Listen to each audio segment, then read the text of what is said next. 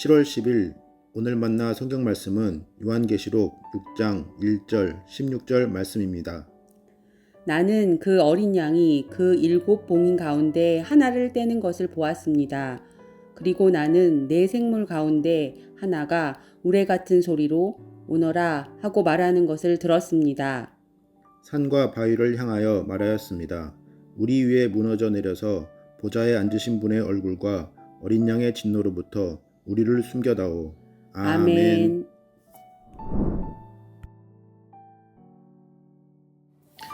오늘 만나로 만나주시는 하나님을 기대합니다. 요한계시록은 참 읽기 어려운 책입니다. 요한계시록을 읽을 때 우리가 겪는 어려움 중 하나는 난해함입니다. 성서의 모든 문서들은 오늘의 우리와 좁히기 쉽지 않은 시간적, 공간적, 언어적, 문화적 간격을 유지합니다. 요한계시록은 이에 더해 묵시문학이라는 장르적 간격마저 추가됩니다. 묵시문학은 저자와 일부 독자들 간에만 공유될 수 있는 폐쇄적인 상징 언어로 기록된 문헌입니다. 그러니 요한계시록을 읽으면서 아니 이게 도대체 무슨 소리야 라고 느끼셨다면 이 책을 아주 제대로 읽으셨다는 뜻입니다. 그리고 난해함 못지않게 심각한 어려움이 하나 더 있습니다. 어쩌면 이 두 번째 어려움은 난해함과 함께 연동되는 독해 경험일지 모릅니다. 요한계시록에 동원되는 상징과 암시를 제대로 해석해낼 수 없는 우리에게 이 기록은 적어도 문자적 차원에서는 놀라우리만큼 잔인하고 파괴적인 장면의 연속이기 때문이지요. 현대의 독자들이 요한계시록을 읽으면서 겪는 두 번째 어려움은 폭력성입니다. 설교들에서 자주 인용되는 문 밖에 서서 노크하며 기다리시는 인자한 주님이나 찬란한 새 예루살렘, 하얀 옷을 함께 맞춰 입고 드리는 우주적 예배를 기대하고 이 책을 처음 손에 잡은 이들은 다음과 같이 기함할 수밖에 없습니다. 아니 세상에 뭐가 이렇게 무시무시해? 그 대표적인 대목이 오늘 우리가 읽어야 하는 6장 7 봉인의 제거와 그 이후에 이어지는 일들입니다.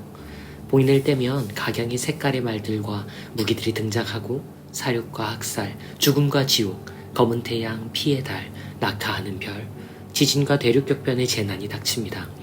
희생된 이들과 살아남은 이들에게 전해지는 전망은 암울하기 짝이 없는데 도무지 버틸 수 없는 모든 일들이 아직 끝나려면 멀었다는 일관된 메시지가 주어지기 때문입니다. 그리고 이 우주적 파괴의 어두운 장면들은 7 나팔로 이어집니다. 피와 죽음으로 점철된 이 공포의 기록을 우리는 어떻게 하나님의 말씀으로 읽어낼 수 있을까요? 요한계시록의 폭력성은 많은 성서신학자들을 괴롭혀온 난제입니다. 이 공경의 일부는 오늘날의 독자들이 이 상징 언어들을 제대로 해석해낼 독해 수단과 문해력을 갖추지 못한 탓에서 기인합니다. 하지만 요한계시록이라는 텍스트 자체가 가진 폭력성은 그것 그대로 무시할 만한 수준이 아닌 것도 사실입니다. 성서 속에는 적지 않은 상징 언어가 등장합니다. 예언 문헌과 성문서들, 심지어 복음서의 많은 메시지들도 오늘날 읽기에는 난해한 대목들 투성이지요. 하지만 적어도 그 기록들을 읽으면서 우리는 어려움을 호소하지 공포와 두려움에 몸부림치지는 않습니다. 요한계시록에는 고개를 돌려 외면할 수 없는 어떠한 수준 이상의 폭력이 적지 않은 분량으로 묘사되어 있습니다.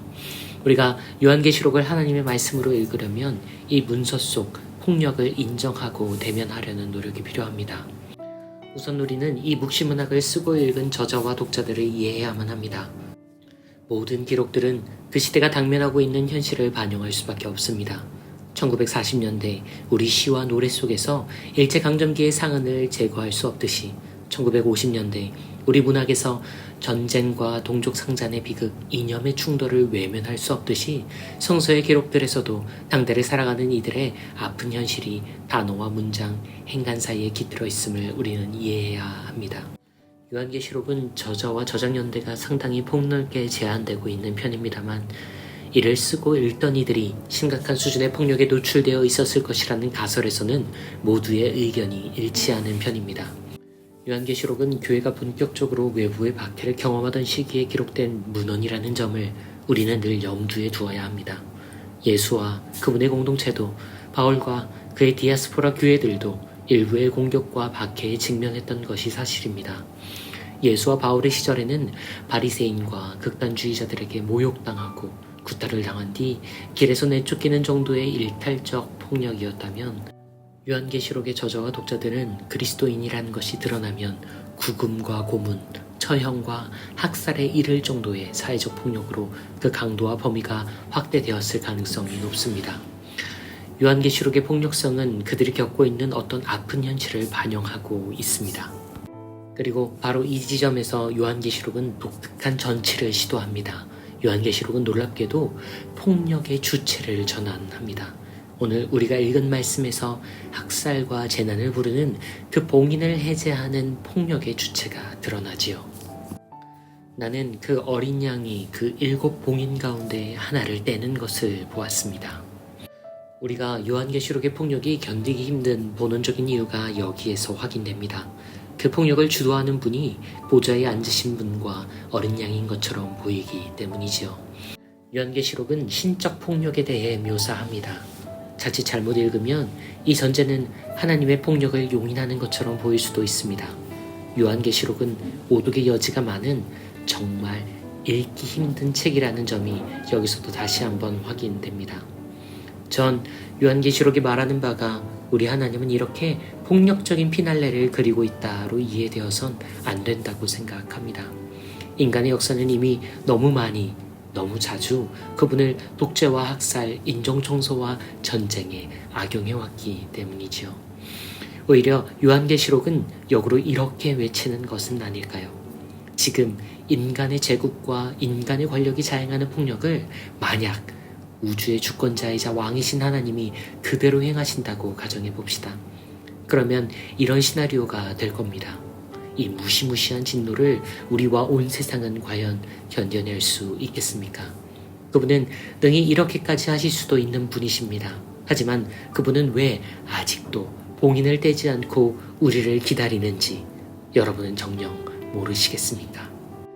저는 요한계시록이 천착하고 있는 폭력적 기록의 목적은 이를 장려하거나 용인하기 위한 것이 아니라고 생각합니다.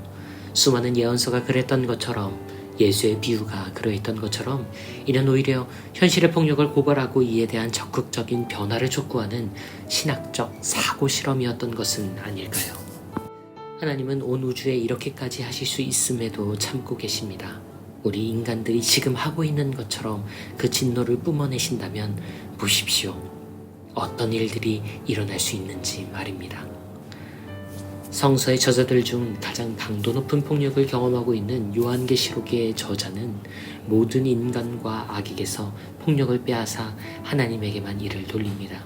그런데 동시에 요한계시록은 그 하나님을 이렇게 부릅니다. 보좌에 앉으신 분, 그리고 그분의 어린 양. 편지봉투 스티커를 떼는 것처럼 간단하게, 관악기를 불어 소리를 만드는 것처럼 쉽게 우주를 산산조각 내실 수 있는 바로 그분을 고집스레 십자가와 부활을 함께 겪으신 하늘의 아버지와 죄물이 된 아들로 호명합니다. 그리고 우리는 여기에서 확인합니다.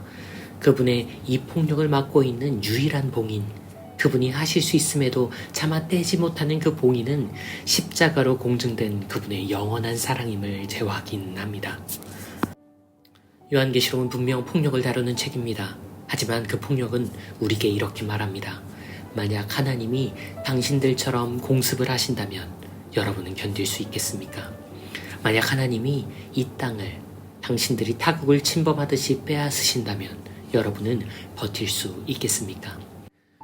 하지만 그분은 그리하실 수 있음에도 다만 보좌에 앉으셔서 친히 어린 양이 되셔서 당신의 인을 다시 단단히 봉하고 계십니다.